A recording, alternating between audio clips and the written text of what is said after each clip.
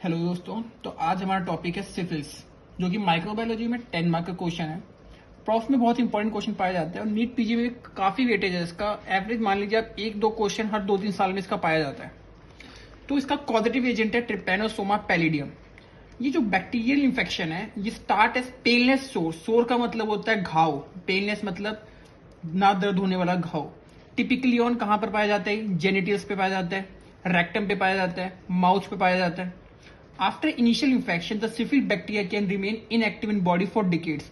अगर ये आपकी बॉडी में घुस भी गया, इसका मतलब ये नहीं है कि इसका अभी के अभी इफेक्ट आना चाहिए। डिकेड्स 10 साल 20 साल तक आपकी बॉडी में रह सकता है।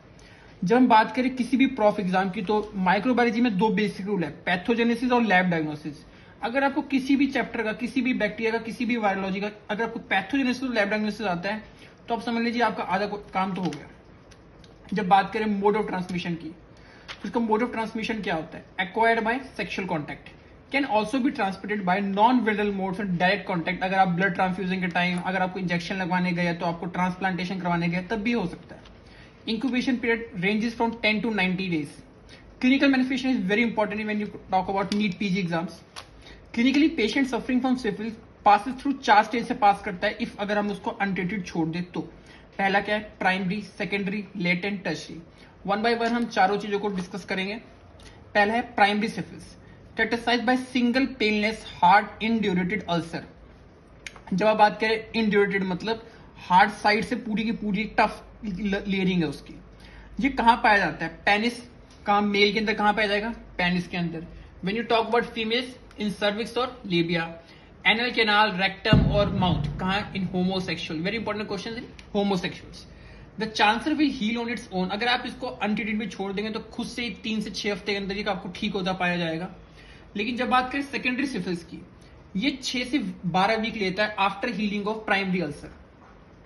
प्राइमरी सिफिलिस ठीक हुआ, प्राइमरी लीजन बना, characterised by skin rash, congenital lata, mucous patches, generalised lymphadenopathy. आपको देखिएगा लिम्फस की स्वेलिंग हो जाएगी।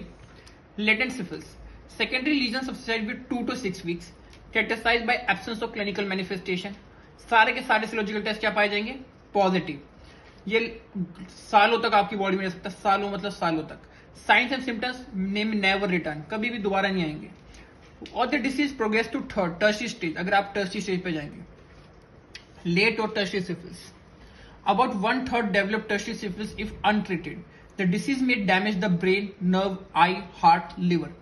10% develop cardiovascular lesion, 10% develop neurosyphilis, 15% develop gomatous lesions. Gomatous lesion, gomatous ulcer आपको कहीं भी मिलेगा। Congenital syphilis, जो कि बच्चे को कहां से हो? मदर से। Mother to fetus transmission can lead to development of various congenital manifestation. Late signs and symptoms में include deafness, teeth deformities, sudden loss, बच्चा बहरा हो जाएगा, उसके दांत खराब हो जाएंगे, सडन लॉस पाई जाएगी। सडन लॉस आप जानते होंगे, जो अगर आपने थोड़ा सा पढ़ी होगी तो लेप्रोसी के अंदर जो बहुत कैरेक्टरिस्टिक फीचर है sudden loss.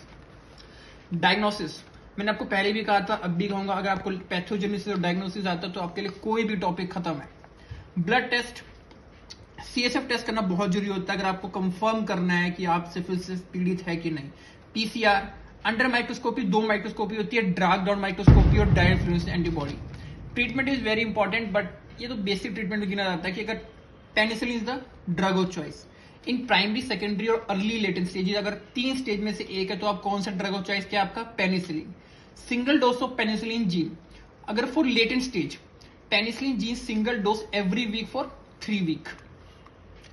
In patient with penicillin energy क्या होगा? Tetracycline is recommended. कौन सा? Tetracycline is recommended. अगर पेशेंट को पेनिसिलिन की एनर्जी तो कौन सा देंगे आप? Tetracycline. Penicillin is the only recommended treatment for pregnant women. लेकिन प्रॉब्लम क्या है कि आप टेट्रासाइक्लिन जो होता है वो प्रेग्नेंट वुमेन को नहीं दे सकते, क्योंकि प्रेग्नेंट वुमेन में क्या होता है? टेट्रासाइक्लिन टेरोटोजेनिक होता है। तो अगर आप अब प्रेग्नेंट वुमेन है वो टेरोटोजेनिक है टेट्रासाइक्लिन, तो उसको क्या देंगे? इफ एलर्जी कैन अंडरगो डिसेंटेजाइजेशन, जो मदर है आपको उसको कौन से प्रोसेस में लेके जाइए? डिसेंटेजाइजेशन प्रोसेस, डेट में allowed to take penicillin. Thank you दोस्तों।